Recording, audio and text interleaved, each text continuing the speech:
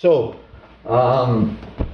let's look at the overhand grip, which is probably the more one you're going to be using, because it's quite difficult to get the underhand one. It's also very easy to stop. So again, building on what we've already did, I don't want to be sitting with my hips on Matthew.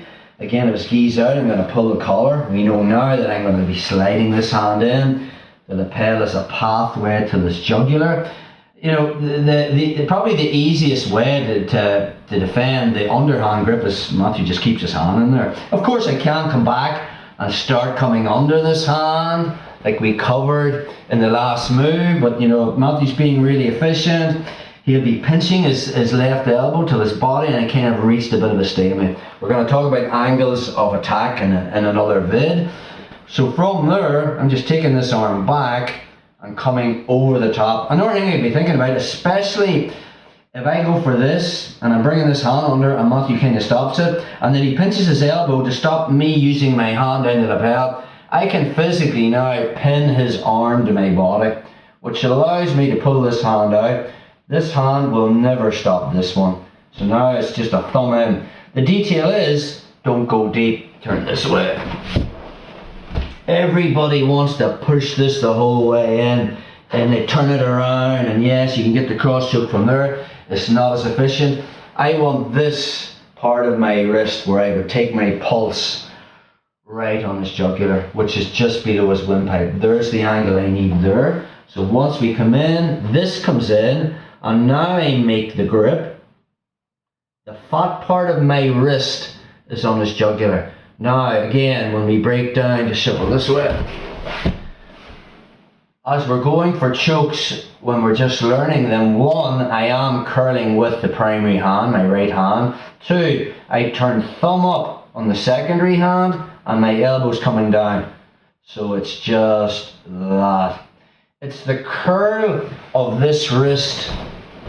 So watch, I'm here, I make that grip. Thumb's coming up, elbow's coming down. And even though the fat part is on his jugular, I'm curling in so that the sharper bit's coming in, and you're just getting that little bit of cutting the jugular off there, combined with the curl on this one. And again, if I'm sitting on Matthew, my bridges, I'm gone. Okay, so I want to be raising my hips, so when he bridges now, I can stay on top. But even if he does bridge, just really bridge, bro. Boom, keep going, keep going, keep going, keep going. Oh, that's alright, okay. I'm still finishing, why? Because we just did it from close guard. So even if he does bridge off, which is probably the number one escape from the cross choke from the mount, if I am connected to him, it doesn't really matter. So his number one escape, just turn this way, bro. His number one escape is the bridge. Shuffle up here a little bit. His number one escape is the bridge. But I mean, if I've got connection, I can still finish from the guard anyway. So again, from our position, I'm taking the slack out of the lapels. I'll be sliding my right hand in. Probably from there, when I'm going for that underside, he's defending this space. He knows that I want to come underneath. He can clamp his elbow. Sometimes what I'll do is I'll clamp my elbow, which means he only has his right hand, and that's going to be very, very difficult to stop me making the grip. Everyone messes up with this is because they can't, the lapel's too tight and they actually can't get a grip. And it's not like when you're playing it from guard, where when we were playing it for guard, just switch positions there, bro. Just you come on this side. When we were going for the underarm one from guard, I was actually slapping over the back of his neck, making the grip. So the grip was actually at the back of his neck, and then from there I was going thumb up, curling that in, and I had that. The difference is Matthew is flat on his back this time, so I can't go deep with that grip, but I don't need to go deep.